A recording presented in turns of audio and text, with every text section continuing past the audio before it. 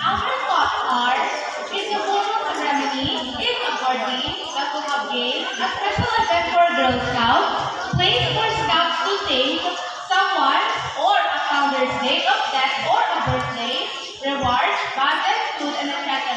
It's a thinking day where Scouts help each other, where Scouts have a meeting activity. Okay. Yung talaga, yung humingi ka ng isa, apaw-apaw ang binigay. Okay, good job. Patrol number 7.